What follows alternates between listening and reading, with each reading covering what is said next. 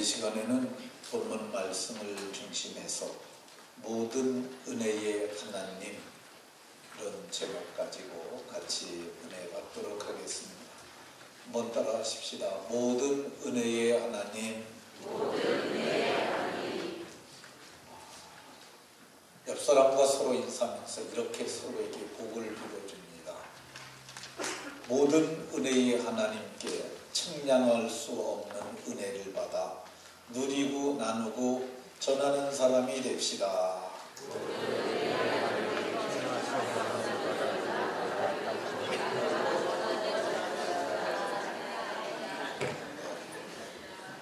모든 은혜의 하나님께로부터 측량할 수 없는 은혜를 받으셔서 은혜를 누리고 나누고 전하며 행복하게 사시다 장차 나타날 영광에 모두가 참여하는 복과 은혜가 있으시기를 예수님 이름으로 축원합니다. 4층에서 제 얼굴이 안 보이면은 지그작으로 잘 앉아서 저를 보셔야 돼요. 그래야 말씀이, 이게 제가 청중을 두고 하지만은 듣는 자는 1대1로 들을 수 있습니다. 지그작으로 피해서 기둥 뒤에 숨지 마시고 옷장 이렇게 앉아서 들으면 좋겠습니다. 교회가 은혜라는 말을 참 많이 사용합니다.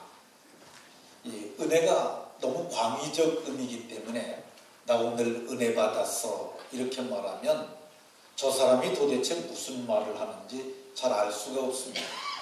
왜 그러냐면 하나님의 말씀을 전하는 설교의 말씀을 듣고 깨달았을 적에도 큰 깨달음이 왔을 때 은혜 받았다고 해요. 성령의 감동이 그에게 있을 때도 은혜 받았다고 하고요. 기도하다가 은사를 받았을 때도 은혜 받았다고 얘기를 하고요. 또 살면서 큰 복을 받았을 때 예기치 않는 큰 재물을 얻었다든가, 자식들을 그렇게 자기는 못 길렀는데 자식들이 의외로 정말 출중해져서 큰 지위를 얻었다든가 명성을 얻게 됐을 때 하나님이 내게 은혜를 베푸셨다 이렇게 얘기를 합니다. 우리가 은혜라고 하는 말의 사전적 의미는 우리말 사전에서는 사랑으로 베푸는 신세나 혜택이라고 나와 있어요. 신세졌다 이렇게 말하는 게 그게 저 사람에게 은혜를 입었다라고 표현하는 세상적 용어로 할 수 있습니다. 성경이 말하는 이 은혜라는 단어는 이 카리스라는 헬라어가 쓰였는데, 이 카리스라는 단어는 값을 주지 않고 얻은 것, 거저 얻은 것, 선물과 같은 것을 은혜라고 합니다. 우리는 이 세상을 살아가는 동안 사람들에게도 은혜를 입을 수가 있어요. 창세기 39장 4절에 보면 요셉이 그의 주인에게 은혜를 입어 섬김에 그랬는데, 그의 주인은 보디발이죠. 보디발이 이 요셉에게 은혜를 베풀어 주어서 가정의 총무를 삼고 자기 소유를 다 그에게 위임하고 자기 식료 외에는 간섭하지 않았다고 얘기를 합니다. 전권을 위임받고 그러는 것도 은혜를 알 수 있는데, 근데 인간 세계에서 이 베풀어지는 그 은혜도 보면은 그 배후에 은밀한 손이 있었어요. 39장 21절에 보면 요셉이 감옥에 들어갔는데 이 감옥에서도 간수장에게 은혜를 입었어요. 근데 그 이유를 자세히 보니까 이 간수장에게 은혜를 받게 하시는 분이 계셨어요. 그래서 그분이 누군가 봤더니 여호와께서 은밀하게 은혜를 받게 하신 거라고 성경이 이렇게 말하고 있습니다. 은혜는 내가 노력한 것 이상 없는 것, 그거 은혜고, 하나님께로부터 오는 온갖 좋은 것들을 다 은혜라고 할 수 있습니다. 그러면 은혜 중에 가장 큰 은혜는 뭘까? 가장 크고 귀한 은혜는 구원이죠. 구원의 은혜입니다. 너희가 그 은혜에 의하여 믿음으로 말미암아 구원을 받았으니 그 은혜, 유일한 은혜입니다. 하나밖에 없는 은혜. 하나님의 아들이 십자가에서 대속하고 우리를 위하여 대속하심으로 그 피로 속량받음으로 구원을 얻게 하신 그 은혜, 이거 믿음으로 말미암아 구원을 받았는데, 이것을 그래서 바울 사도는 선물이라고 얘기를 했어요. 은혜라는 말과 선물이라는 말은 동의적 의미가 있다고 그랬는데, 이게 가장 크고 귀한 은혜고, 교회를 다니면서 이 은혜를 받지 못했으면 그 사람은 그 이후의 은혜를 받을 수가 없어요. 그게 첫 단추예요. 이 은혜를 못 받은 사람들은 마지막 날에 천국에서 못 만날 확률이 엄청나게 많습니다. 여러분들이 신앙을 점검해 봐야 돼요.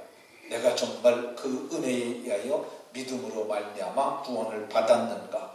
이 은혜가 여러분들과 여러분의 자손들에게 있기를 예수님 이름으로 축원합니다.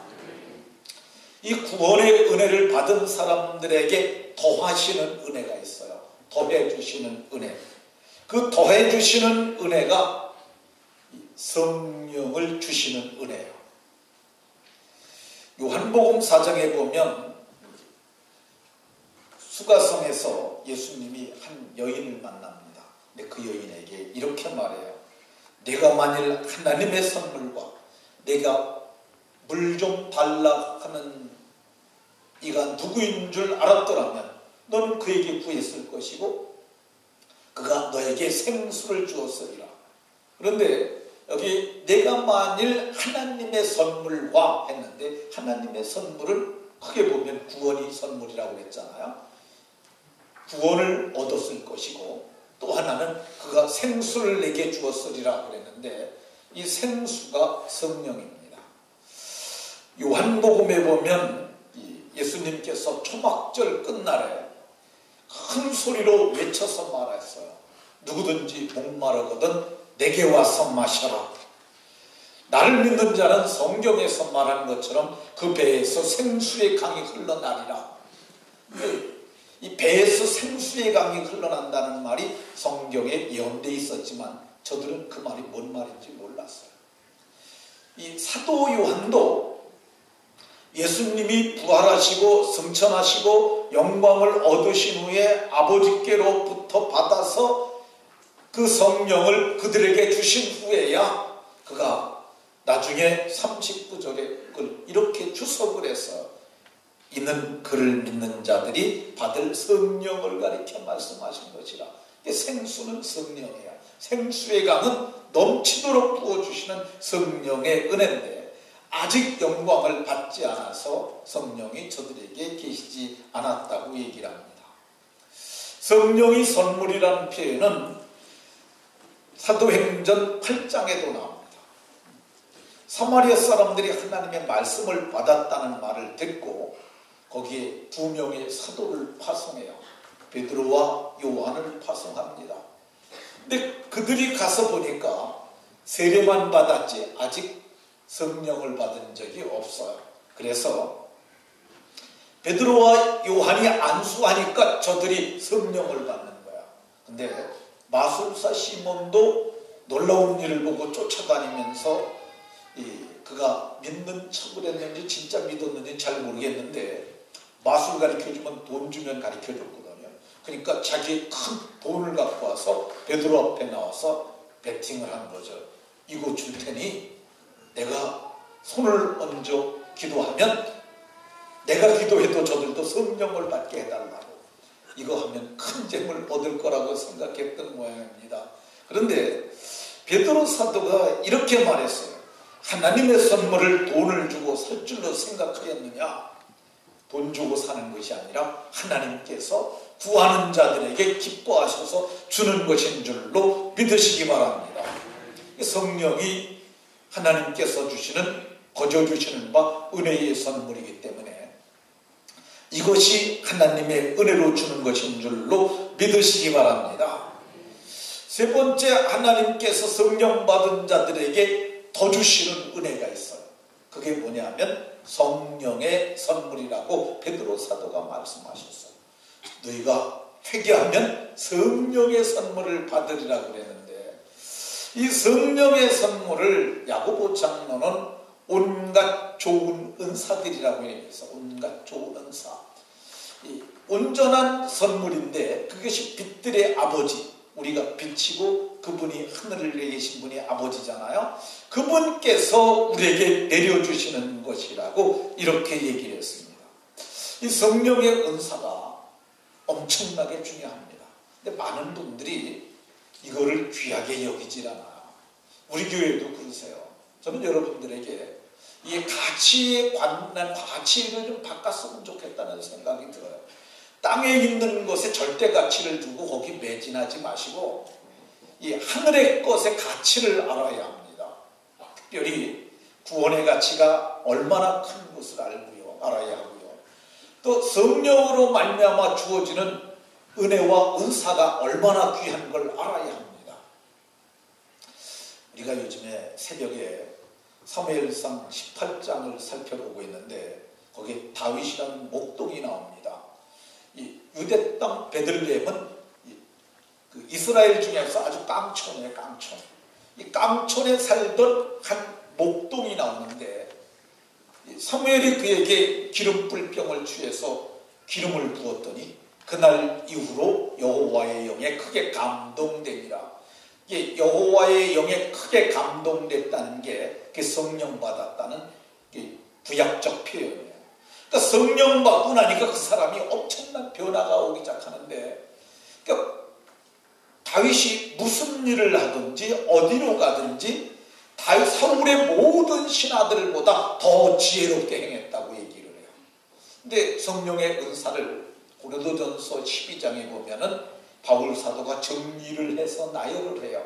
어떤 사람에게는 성령으로 지혜를, 어떤 사람에게는 지식을, 어떤 사람에게는 병 고치는 은사를, 어떤 사람들에게 영 분별함을, 이 각양의 은사를 주는데 그게 이 학원에 가서 돈 주고 배우는 것 아니고 학교 가서 배우는 것 아니고 빛들의 아버지께 부르짖어 구하게 되면은 구하는 자들에게 성령을 주시지 않겠느냐 이렇게 약속했으니까 이 은혜를 모두 받아가지고 세상을 다스리며 경영하며 살아가는 여러분들이 다 되시길 예수님 이름으로 축원합니다. 모든 은혜의 하나님께서 더 주시는 은혜가 하나 더 있는데 그건 어떤 거냐면 솔로몬을 통해서 말씀하신 거야. 재물, 부요, 그리고 이걸 주시는데 누리지 못하고 가는 사람도 많잖아요.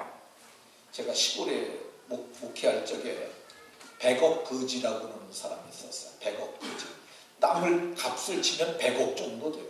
근데 그분은 그 부인은 날마다 5일장을 준비를 해서 의정부 나가서 파는데 그냥 버스에다가 바구니에다 고구마 줄거리 따가지고 그거 갖다가 팔아요. 그리고 그 양반은 논에서 이러다가 저희 집사람한테 출출하면 와갖고 사모님 커피 한 잔 타주세요. 그래갖고 고무신 찍찍 끌고 바지 이렇게 걷어달고 그러고 다녀요. 100억 거지죠. 누리지 못하는 거야. 근데 오늘 성경을 보니까 하나님이 재물과 부요를 주시고 그걸 누리도록 이거 하나님께서 주시는 선물이라고 해요. 선물이 은혜라고 말했지 않습니까? 저와 여러분들이 이걸 누리는데 오늘 10절에 보면 모든 은혜의 하나님이 우리에게 약속하고 주시겠다고 약속하고 있습니다. 저와 여러분들이 그 복을 받아 누리시길 예수님 이름으로 축원합니다. 그러면 이렇게 은혜를 베푸신 하나님은 어떤 분이냐? 그리스도 안에서 너희를 부르사 너희를 불렀다고 얘기해요. 이 성경에는 너희와 저희라는 개념이 있습니다. 예수님이 너희는 저희를 본받지 말고 너희는 저희를 본받지 말고 너희는 앞에 있는 자들이고 저희는 교회 밖에 있는 자들이에요. 근데 예수님께서 오늘 그리스도 안에서 너희를 불렀다고 이렇게 얘기를 하고 있습니다. 은혜의 하나님은 어떤 분이냐? 나를 부르신 하나님이요 여러분을 불러서 하나님의 교회로 들어오게 하시고 그냥 들어오게만 하신 것이 아니라 거듭나게 하셔서 산 소망이 있게 하시고 아들의 영을 주셔서 하나님을 아버지라 부르게 하시고, 그래서 우리로 하여금 친백성 삼으신 그분이 모든 은혜의 하나님이신 줄로 믿으시기 바랍니다. 모든 은혜의 하나님이 어떤 하나님이냐? 자기의 영원한 영광에 들어가게 하겠다고 얘기해요. 자기의 영광이에요. 우리의 영광이 아니에요. 하나님은 원래 영광스러운 분이고 우리는 허물과 죄로 죽어서 영벌을 받을 처참하고 참혹한 인생들이었는데, 우리를 아들의 피로 값을 치르고 사셔서 우리를 자기의 영원한 영광, 이 영광이라는 독사라는 헬라 말이 원래 인간에게 쓰던 용어가 아니에요. 자기의 영광이죠. 하나님께만 쓰던 용어인데 우리를 영광스러운 백성이 되게 하시며 자기의 영원한 영광에 들어가게 하시고, 이 지상에서도 베드로 사도가 영광을 맛보아 안다고 얘기를 해요. 히브리서에서도 이 성령을 맛보고 성령의 은사를 맛보고 하늘의 시민권을 가진 자로서 그 나라를 맛보며 살다 장차 나타날 영광에 참여하게 하신다고 이렇게 얘기를 하고 있습니다. 그 하나님이 장차 나타날 영광 내게 주실 것이요 여러분에게도 주실 것인 줄로 믿으시기 바랍니다. 모든 은혜의 하나님이 어떤 분이냐? 우리를 부르셔서 빌빌하게 살게 하지 아니하시고 우리를 온전하게 만들어 가세요. 10절에 보면 온전하게 굳건하게 강하게 하시고 토를 견고하게 하시는 하나님이라고 이렇게 얘기를 합니다. 우리가 부름을 받았을 적에는 무식할 수 있고 무지할 수 있고 방탕할 수 있어요. 그런데 거기에 머물면 안 됩니다. 우리는 날마다 달라져야 합니다. 그래서 아는 것과 믿는 것에서 자라가서 당당한 그리스도인이 되어야 할 줄로 믿으시기 바랍니다. 우리가 하나님의 자식이잖아요. 하나님을 아버지라 그러잖아요.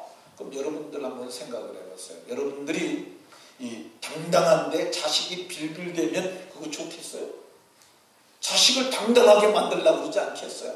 하나님이 오늘 성경에 보면 너희를 온전하게, 온전하다는 말은 흠이나 주름 잡힌 것이 없는 상태를 말하고요, 여기 굳건하게 하시며 그랬는데 흔들리지 않는 반석과 같은 진리의 사람을 말하고요, 강하게 하시며, 그래서 모든 것을 이기는 승리자가 되게 하시고, 토를 견고케 하신다는 말은 지위를 세상에서도 주셔서 저들을 높여주신다는 그런 표현입니다. 그 하나님이 내 하나님이고 여러분의 하나님이신 줄로 믿으시기 바랍니다. 하나님께서 그럼 누구에게 은혜를 베푸시냐? 부름받은 주의 백성들에게 은혜를 베풀어 주십니다. 10절에 너희를 불렀는데, 은혜 베푸시기 위해서 불렀고요. 하나님께서 누구에게 은혜를 베풀어 주시냐? 하나님의 양무리를 치는 자들에게 은혜를 베풀어 주십니다. 하나님의 양무리. 하나님이 가장 귀하게 여기시는 건 이런 건물이 아니에요. 하나님이 금이나 은을 귀하게 여기는 것이 아니라 누구를 귀하게 여기냐? 자기 백성들을 귀하게 여기세요. 하나님은 사람을 가장 귀하게 여기시는 거예요. 그러니까 하나님의 양무리를 치는 사람들, 일하는 사람들을 귀하게 여기십니다. 이 양무리를 치는 사람들이 대표적인 사람은 목사예요. 목사가 목자라고도 이렇게 번역할 수 있어요. 그러니까 제가 양무리를 치는 사람입니다. 그러니까 이런 사람들에게 하나님께서 은혜를 베푸세요.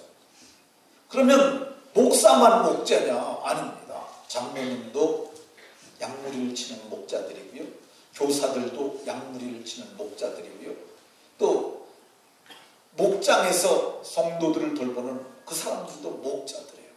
근데 어떤 사람은 대충대충 하는 사람들이 있어요. 근데 성경에 보면 그런 사람들 은혜 베푸지 않으시고 하나님의 양무리를 위해서 힘쓰고 애쓰는 사람들에게 은혜를 베풀어 주세요. 다윗은 사자나 곰이 와서 양무리에서 양을 새끼를 훔쳐가면 쫓아가서 그것을 뺏었고, 근데 그게 덤벼들게 되면 수염을 잡고 그걸 쳐 죽였다고 이렇게 얘기를 하고 있어요. 그러면서 자기 양무리를 지켰어요. 하나님이 그걸 보시고 저한테 저렇게 짐승을 맡겨도 그러하니 내 백성을 맡겨도 좋겠다 생각해서 저를 양의 우리에서 건져서 이스라엘의 목자를 삼았더니 그가 마음의 성실함으로 그 손의 공교함으로 지도했다고 이렇게 얘기를 합니다. 목자는 자기 양무리를 책임지고 일하는 사람이에요. 집안에서 그럼 가정에서 목자는 누구겠어요? 아빠죠, 아빠. 자식에게는 아빠가 목자예요. 엄마가 목자입니다. 그러니까 자식을 잘 돌보는 사람들에게도 하나님께서 은혜 베풀어 주시는 줄로 믿으시기 바랍니다. 하나님께서 누구에게 은혜를 베풀어 주시냐? 5절에 보면 겸손한 자들에게, 한 명만 아니라 누구든지 교만한 자는 하나님이 대적하시고 겸손한 자들에게 은혜를 베풀어 주십니다. 이 겸손은 어떤 겁니까? 자기를 좀 낮게 여기고 스스로 자기를 낮추는 사람들이죠.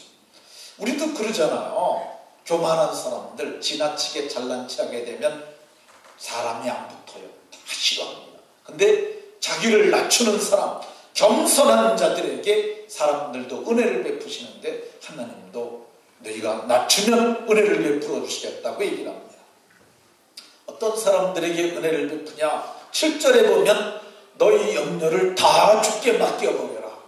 주께 맡기라고 얘기를 해요. 염려를 주께 맡기라는 걸, 이 본문을 총신대학원의 조직신학 교수 중에 한 분이 계셨는데 그분이 아주 천재예요, 천재.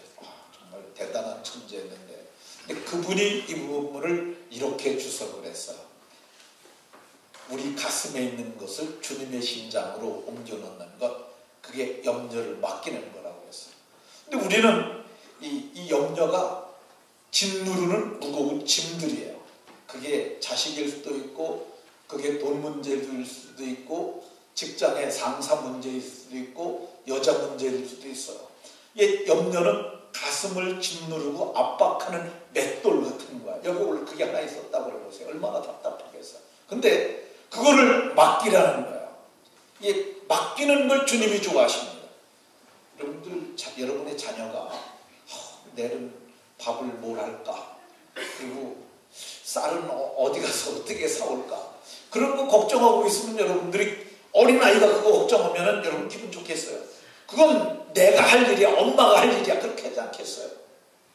주님이 뭐라고 그러냐면 염려들 너희들 고만하고 한날의 괴로움은 그날의 족하니까 너희들 염려하지 말고 그것 좀 내게 맡기라고 이렇게 얘기를 해요. 그리고 믿음으로 나아가라고 얘기를 하는 거죠. 어제 제가 오늘 오후에 말씀을 전할 김서구 목사하고 통화를 좀 했습니다. 근데 그 친구가 태국에서 신학교를 하고 있어요. 근데 그 친구가 전화를 하면서 뭐 하냐 그랬더니 저 지금 치료받고 치과에서 이 치료받고 나왔어요. 그래서 왜 어디 아파 그랬더니 선교사들은 외국에서 들어오면은 90% 이상이 다 치과 가서 진료를 받고 간대요. 왜 그러냐면은 우리나라가 치과 의사들이 잘할 뿐만 아니라 값이 저렴해서. 근데 자기가 태국에 있는데 구로동에 있는 감치과에서 편지가 왔대요. 뭐라고 왔냐면은 한국에 들어오시면은 이빨 치료하시려면 우리 치과를 오시면 돈 한 푼도 안 받고 무료로 다 해드리겠습니다. 그게 진짜 갔더니 무료로 해주더라고요. 보니까 절반은 선교사들의 절반을. 근데 보니까 뭐 어떤 사람은 임플란트라는 건 좀 비싼 거잖아요. 근데 그것도 다 무료로 해주더래요. 그래서 자기가 물어봤다는 거야. 이렇게 해가지고 뭐 남냐 그랬더니 우리는 주님께 다 맡긴 기업입니다. 근데 자기가 보니까 그래도 될 것 같더래. 자기 눈에 봐도. 왜 그러냐면은 절반은 선교사고 절반은 이 세상 사람들인데 줄을 서 있더래. 줄을. 그러니까 저 사람들이 여러 번, 치과는 한 번에 가서 안 되잖아. 여러 번 가잖아. 갈 때마다 보니까 줄을 서 있더래. 야, 이 집이 되는 집이나.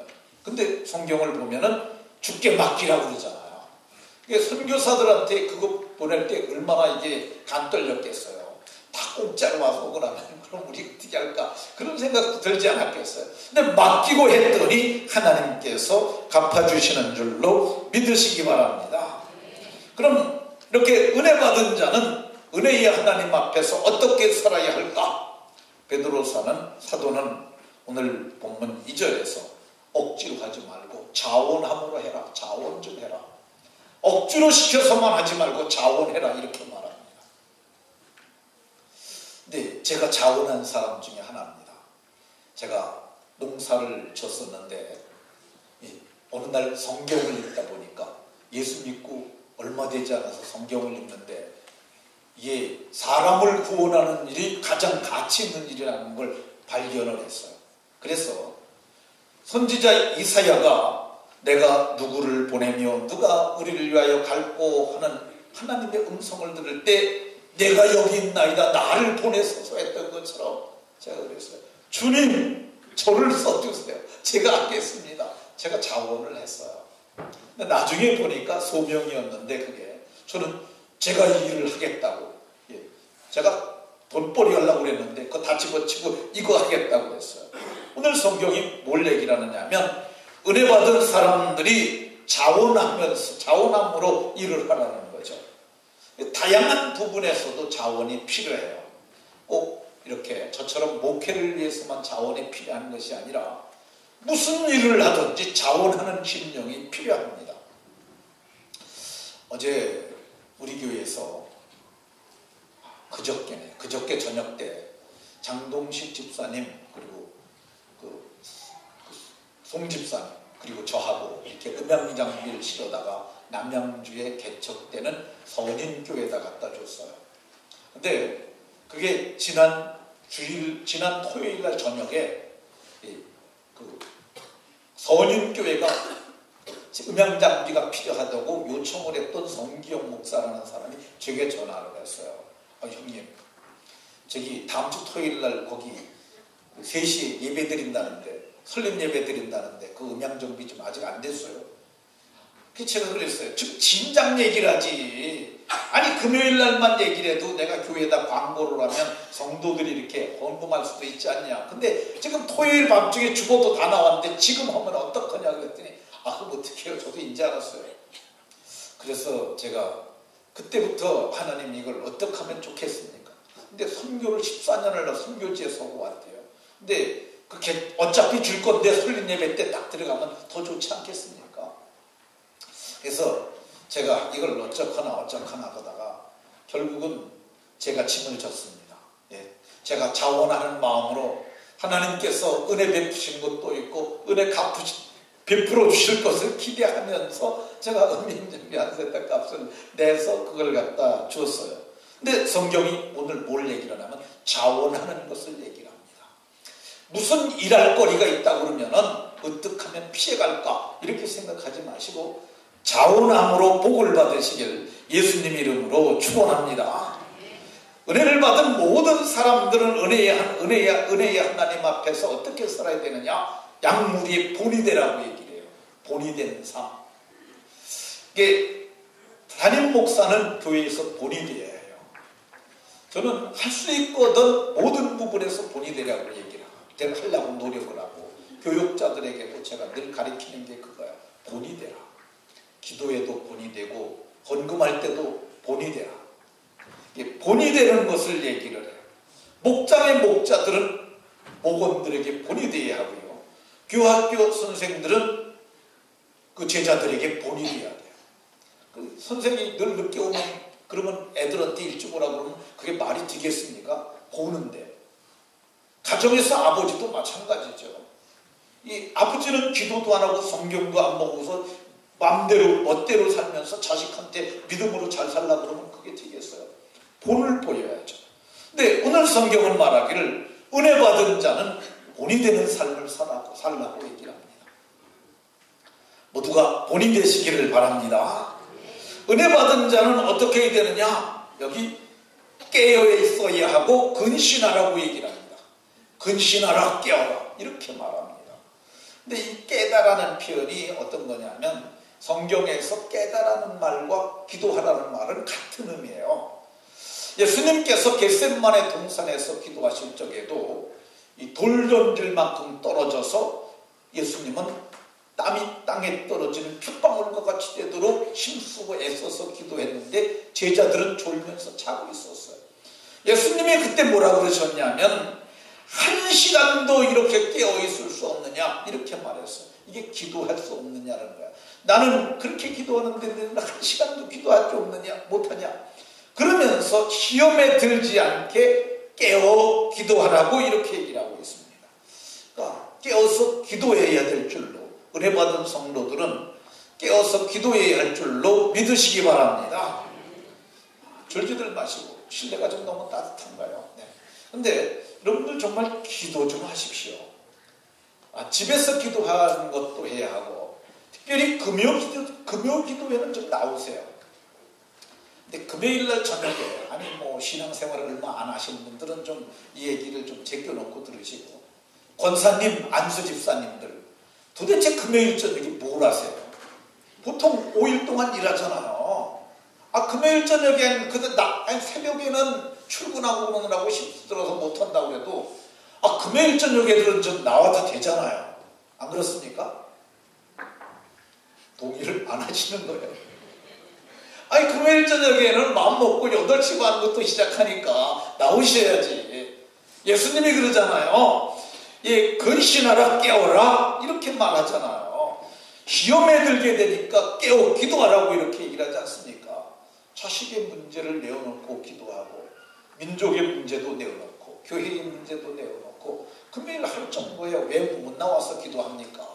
오늘 성경이 그러잖아요. 제가 하는 말이 아니라 베드로 사도가 하신 말씀을 저를 통해서 여러분들에게 전달해 드리는 거야. 깨어서 기도해라. 좀 금요일 저녁에는 좀 열심히 나오시기를 바랍니다.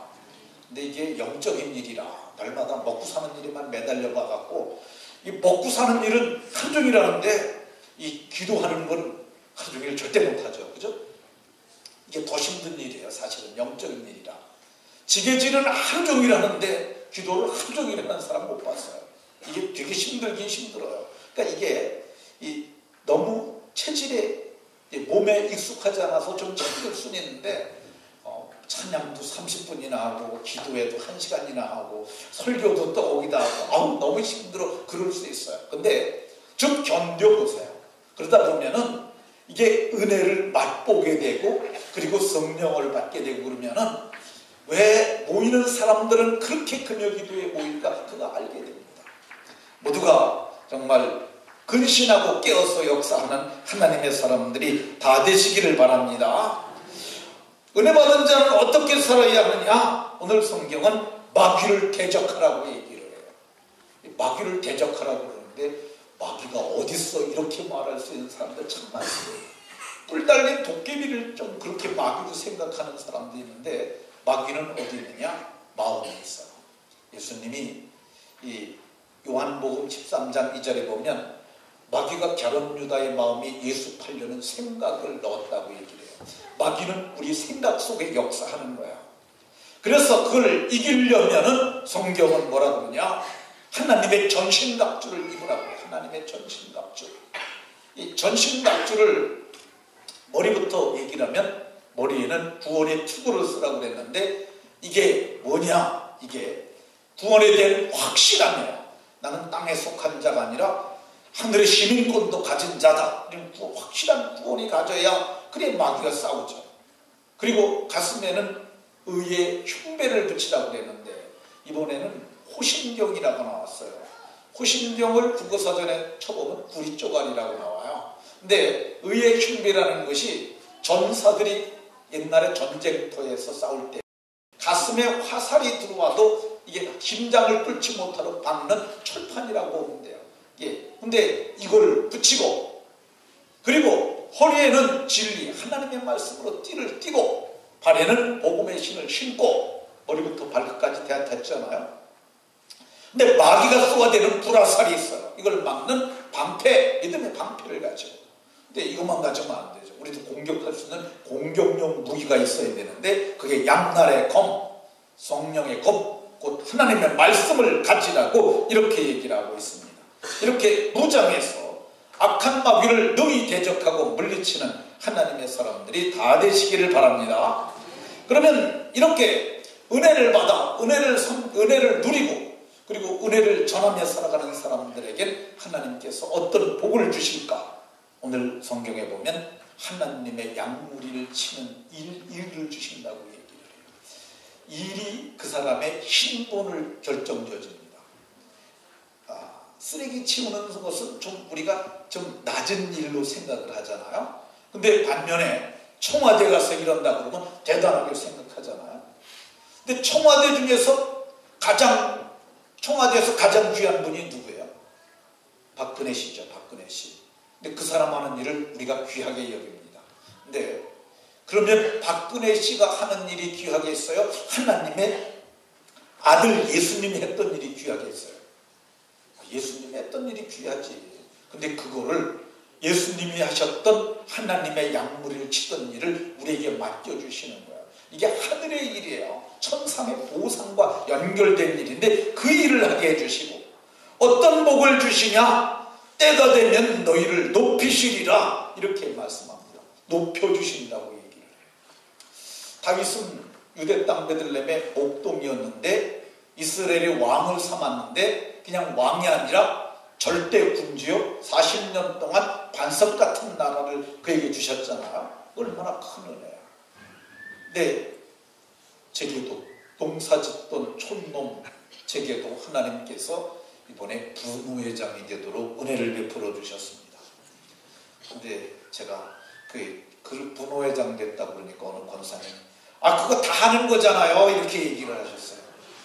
근데 제가 전에 이런 광고 시간에 이런 얘기를 했어요. 서기 됐을 적에도 제가 서기로 취임하게 됐습니다. 근데 대과 없이 목회하는 사람들은 거의 다 이런 일을 한다 그랬더니 그거를 기억하시고 그렇게 말씀하신 것 같은데 사실 분회장을 하게 되면 내년에 노회장은 거의 99%를 합니다.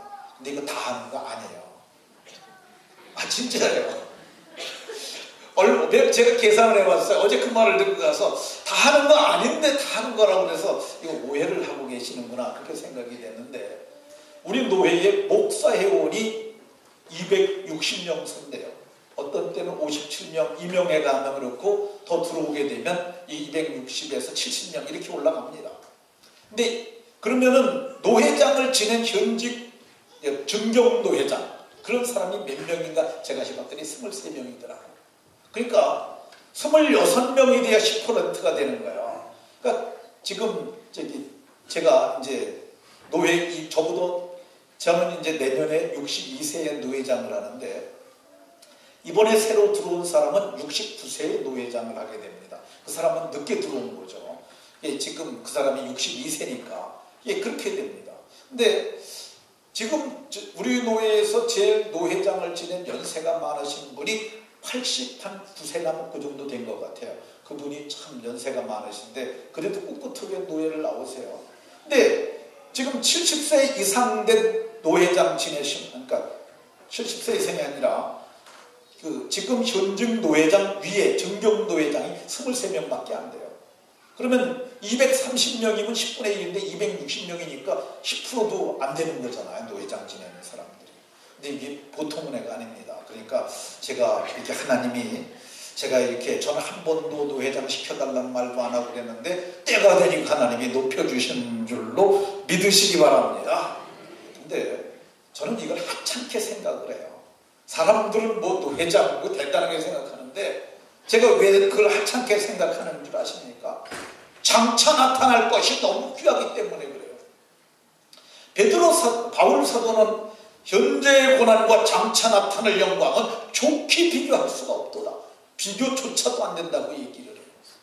성경을 보면은 요한계시록 20장 6절에 하나님과 그리스도의 제사장이 되어 1000년 동안 그리스도와 더불어 왕노릇하리로다. 이게 누구냐면 예수 믿고 진실한 믿음을 가지고 첫째 부활에 참여한 자들이에요.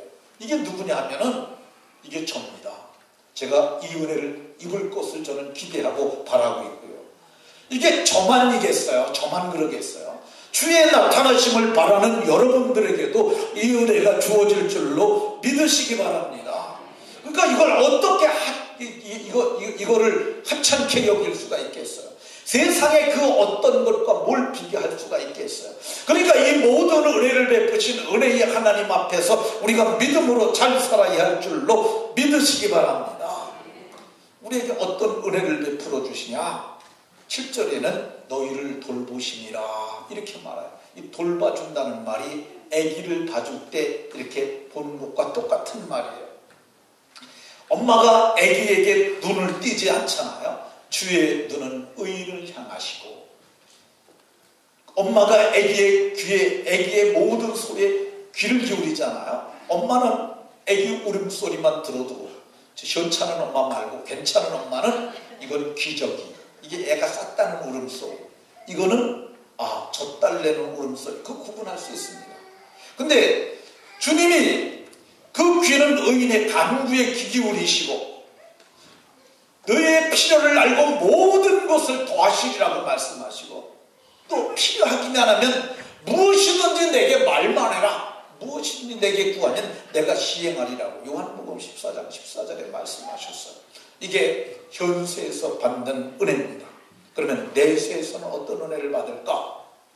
4절에 목자 잘하면은 주님이 목자장 되시는데, 목자장 되시는 그리스도께서 나타나실 때 시들지 아니하는 영광의 관을 얻으리라.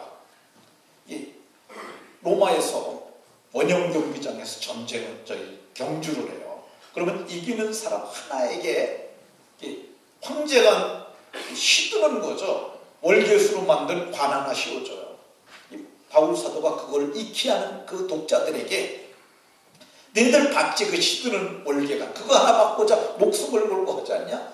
근데 너희가 양무리를 잘 돌보게 되면 시들지 아니한 영광의 관을 내게 약속해 주셨다고 얘기를 합니다. 근데 그게 바울에게만 아닙니까?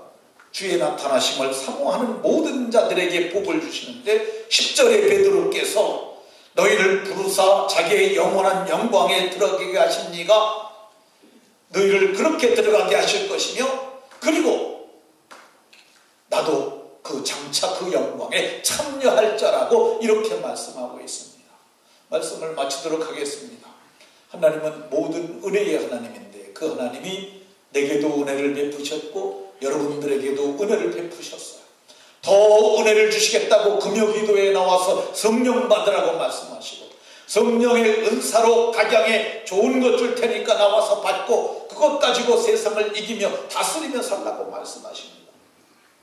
모두가 모든 은혜의 하나님께로부터 은혜를 받아 누리고 나누고 전하고 그리고 복되게 사시다가 장차 나타날 영광에 참여하는 모든 분들이 다 되시기를 예수님 이름으로 축원합니다. 기도하겠습니다.